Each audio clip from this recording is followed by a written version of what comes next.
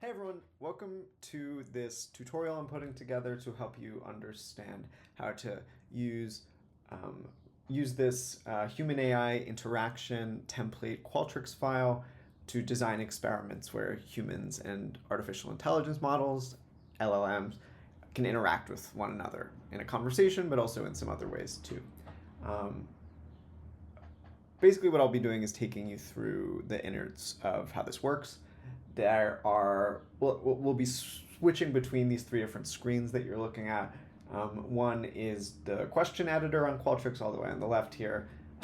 In the middle is the experimental flow, which allows us to look into the order of questions and how internal embedded values, these things here, are set, which will be quite important. And then on the right, we're seeing what participants are seeing. The questions and sort of the broad orientation of this template is drawn from a paper I wrote about using AI to persuade conspiracy theorists. So that's the topic that we'll be looking at and using today. But obviously the idea is that you can edit this template however you want and run experiments about anything. Okay, so let's get into it. The first thing you'll need to do here is set up an OpenRouter account, and in doing that you'll be supplied an API key and you'll have to load in funds, although there are some free models. I'm using OpenRouter, which is a platform for calling LLMs using that relies on a standardized format because it supports lots of different LLMs rather than just like the OpenAI API or the Anthropic API, which would restrict you to the models that those companies supply exclusively. But here, as you can see in this set model value, we are using GPT-4. If you wanted to use a different model, all you would have to do is swap this out with the model name that is available on the OpenRouter website. And we're also up at the top here setting the model prompt. So the goal, that is the focal point of this experiment, is to have the AI persuade a user that a conspiracy theory that the user supplied is not true. And we've kept it really simple here. So in the model prompt, we're just saying, here's what the conspiracy theory the user believes is. You'll note that the value is generic and surrounded with brackets. That will be important because what we're going to do is dynamically substitute that value after the user supplies it. And we're also telling the AI how much the person believes that the conspiracy is true, and that's a value in brackets as well. This is an example of the sort of information you can provide to the AI model to personalize your prompt, and I'll get into how that works in a second, essentially. But so here's the prompt. All of this embedded data in green here, this is being set right as the user enters the survey. So it's all happening on the back end, right? First thing that they see, at least in this pared down version of the setup, is a question asking them whether they believe any conspiracy theories, and if they do, what those conspiracy theories are. So here I'll answer for a person. I'll say, I don't believe in the moon.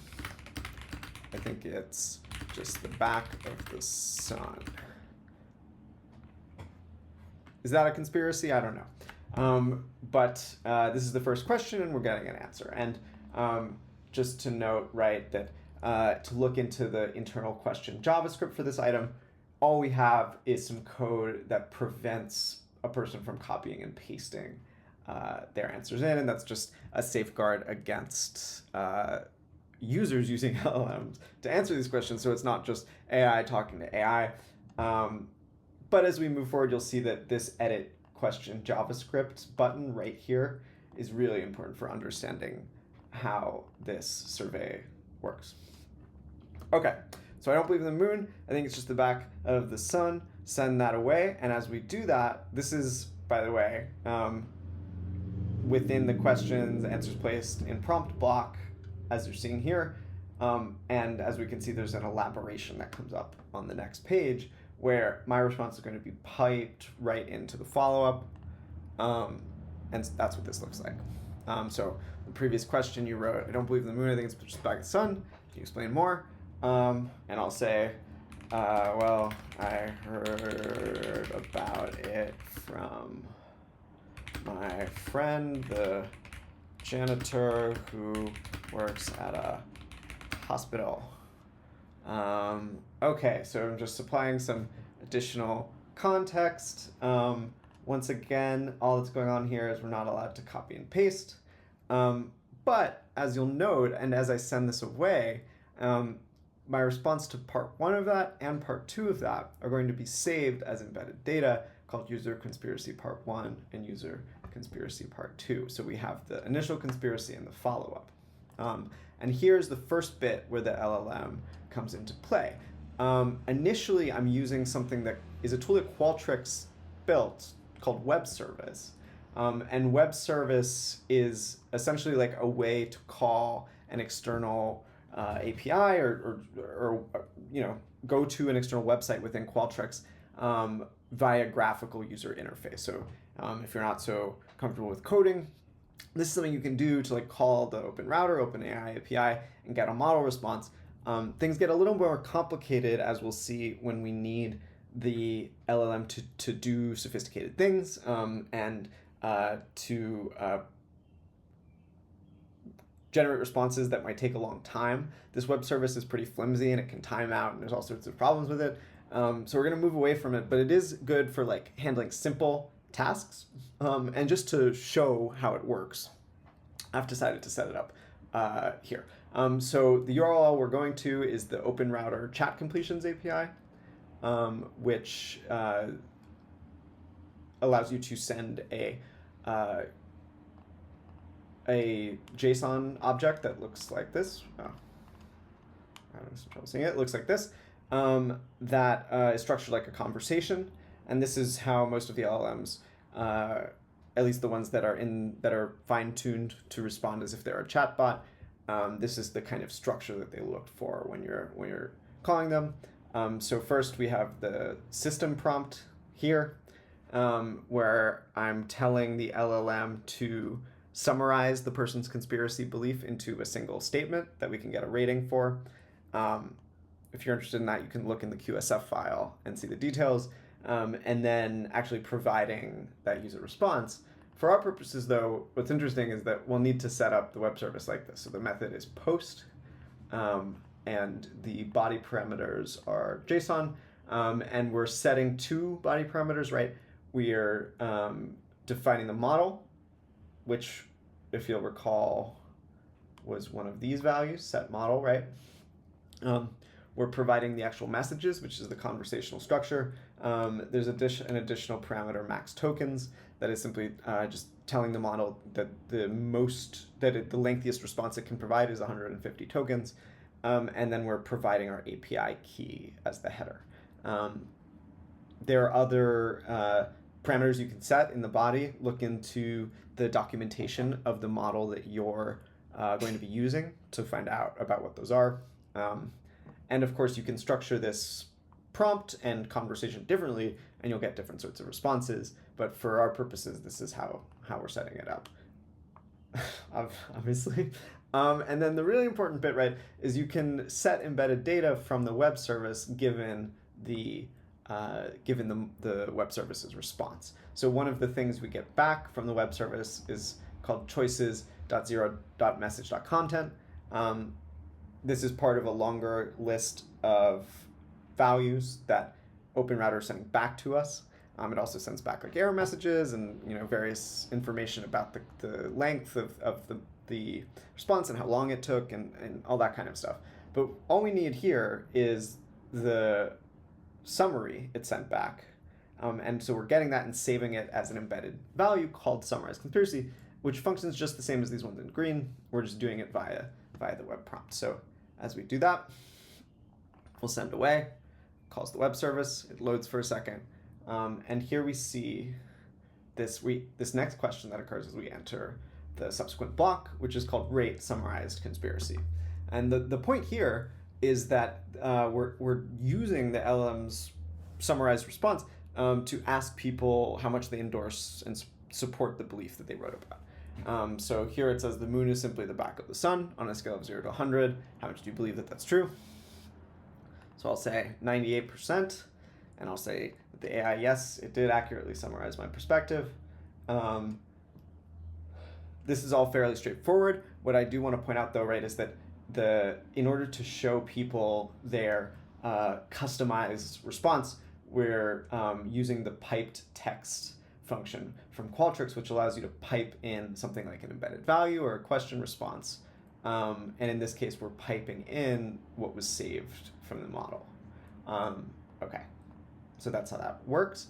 And then the other thing we're doing, like you can see here, is we're saving the person's response. So when I say 98, that is getting saved as an additional embedded value, user belief level, which is question ID 21. This question is question 21, and then the total sum, which is 98.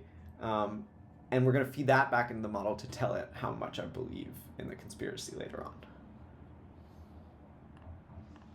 Okay. So now we're moving forward to the instructions for the conversation with the AI. This is kept pretty simple. Obviously, you can do lots of other stuff pertinent to your experiment here. But for our purposes, we'll get right into it. So we have the instructions. If you wanted to do any additional processing here, you could, but I don't have that set up here in this context. Okay, so what we're going to be doing is having a 3-round conversation with the AI, where it will try to persuade us what is occurring.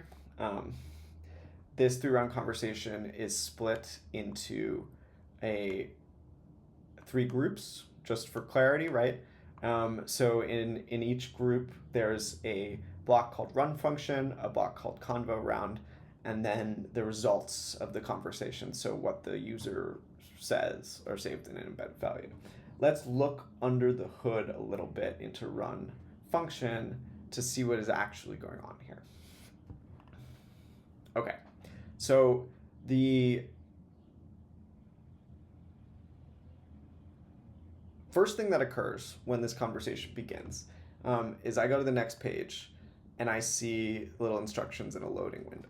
And what's happening there is that the AI is generating its response.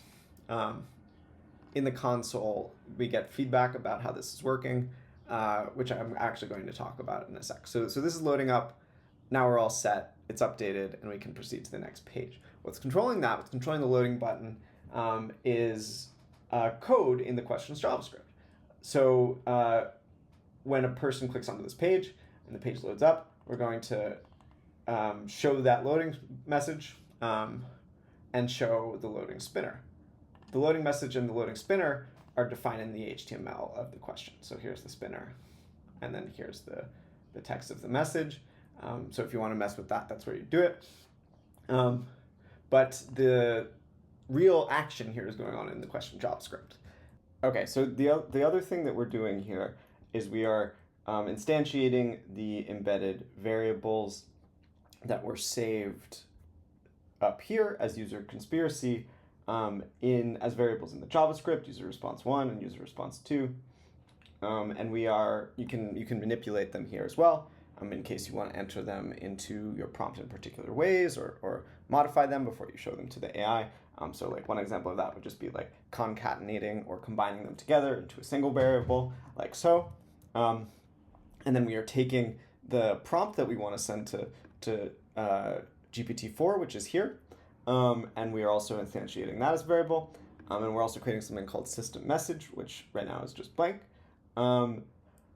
And we're taking the conspiracy summary that the AI created, and we're also taking the user's belief level.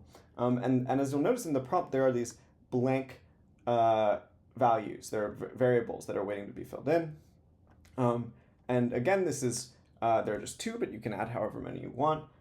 And what this code here is doing is taking that base system message, replacing those variables with what the user supplied, their conspiracy theory and their level of belief. And now we have this great full prompt that's customized and detailed, is complete with details from the particular person taking the survey, and we're going to send that away to GPT-4, to ChatGPT. And that is all done in this function called send chat to OpenRouter. And I'll just take you through what that looks like. It's fairly simple. So here we have the function.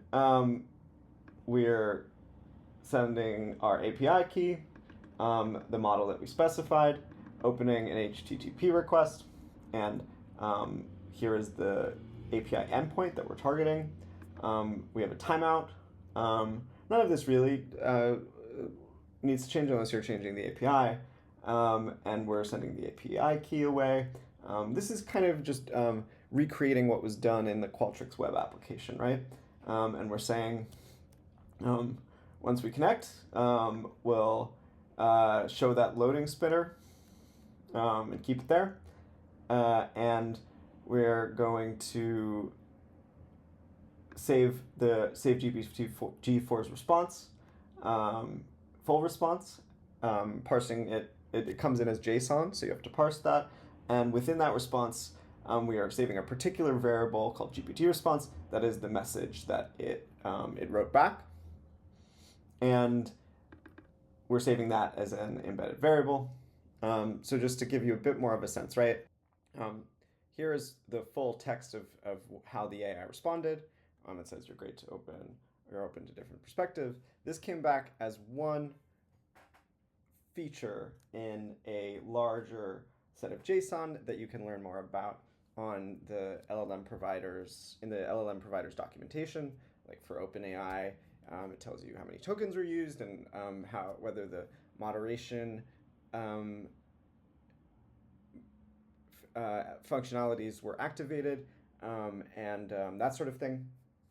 And so when we get GPT response, we're pulling that out of this larger chunk of code, and we're saving it as an embedded variable. And as you'll see in a second, we're then displaying it to the participant. That's on the success. If there are errors, we have error catching, and that sort of thing. But then, whether there's an error or text that is successfully generated, we stop the loading button, or we show the next page button, and we show the finished message, which is all set, ready to go. This is just accounting for the timeout. We're going to paste which model is being used in the console, which looks like this. In the console, you also get what OpenRouter says.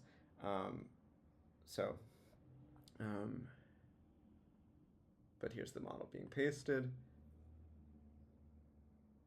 Maybe I shouldn't show that. I think we should delete this too. Okay. And here's the central element that we're going to focus on, especially going forward. This is the actual JSON data that is being sent to the LLM. So here's where we're actually providing the stuff that the LLM is reading and responding to, and it roughly corresponds to this in the web service version, but in the JavaScript version, we're creating this ourselves rather than writing it out. So we have the role, which is the AI system, and the content is that system message that I just created here. And then in this particular setup, we're actually supplying the user's first response for them. And what we're using to supply the user's first response is what they wrote in that two-part question. So this is done in part to avoid the AI from introducing itself and saying hi and explaining what's going on and just getting right into the conspiracy debunking. And another element of that about this that it's nice is that the AI has multiple points of reference for what the user believes. We're getting the AI summary, which is in the original prompt, and then we're also getting it in the user's own words as part of the conversation. And what GPT-4 is actually doing is just generating a third row in the set of messages. It's generating a system row again, but rather, right? Or an assistant row. The system sets the system message. The assistant contains GPT's responses. So we're doing that. We're sending it, and that's the whole function. We call the function, and we're also saving the new and improved system message and combined responses in case we need them anywhere going forward. Okay. So the participant, that all happens in the background during the loading stage. The participant is then going forward into convo round 1 here. And they see some additional instructions, and then the AI's response is pasted in, and they're prompted to continue the conversation. There's a little more about how that's handled here. So we're introducing that variable GPT response. It comes written in a mix of Markdown formatting and other formatting where it's using backslash or /n as a line break. So we're replacing that with HTML code for a break so that these responses are easier to read and don't have inscrutable characters in them. And we're saving that formatted response so that we're setting it up to be provided within the HTML. And again, we're disabling paste, copy and paste, or the paste functionality. And within HTML, then we can just introduce this response container that I've just created, and this way the participant sees the whole conversation and is able to reply. And the rest of the interaction really just follows this same process, but introducing new elements to the data JSON object that gets sent to the LLM. So it's saying, it's great, you're open to discussing different perspectives. It says, the moon and the sun are observed in the sky at the same time. That's a great point. I didn't think of that. That really makes me question my beliefs. Have you ever noticed the moon visible during the day? I have indeed. This wouldn't be possible if the moon were the back of the sun. Yeah. Okay. That all sounds good. Thanks for letting me know. Okay, so that's just going to be my response. And when I do that, my first reply is now getting saved as an embedded value 2, and we're proceeding to round 2 of the conversation. And in round 2, it looks a lot like round 1. We're loading things back up. Here, the conversation history is actually up top. So this is just something that's a bit more replicable. So rather than write everything out within the data JSON object directly, we just have a variable called conversation history that stores it. So here we have the system message, we have the user's response initially, but we also have GPT's response and the user's first reply. The LLM now, being that it is largely a predictive engine, is not just predicting the response of a friendly assistant conspiracy debunker to round 1 of this conversation. It has now seen the full conversation, including its own responses, and is generating an additional response that continues that thread.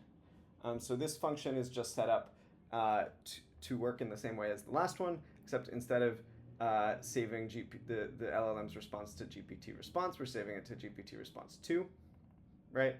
So that we can differentiate between them, and otherwise things look the same in the data JSON object. It just says messages conversation history, and that's this right here. And then we're calling the function, and we're good to go. Here's what it looks like. The AI says you're welcome. Okay, great. So that's good. Same deal in round 3.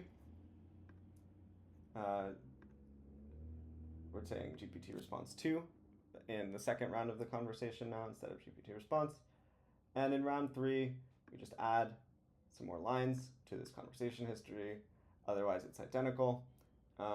And if one wanted to proceed beyond 3 rounds, it would just be a matter of creating a new set of blocks and questions and running the same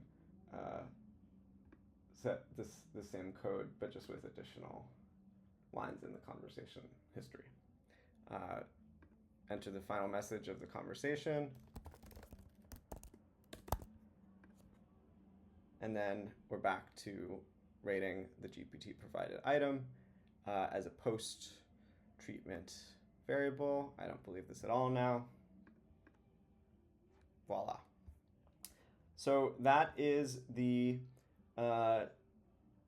LLM integration into Qualtrics breakdown. please check out the text documentation, and if you have further questions after that, you're welcome to reach out to us. And I hope you find this useful. Thanks so much for watching.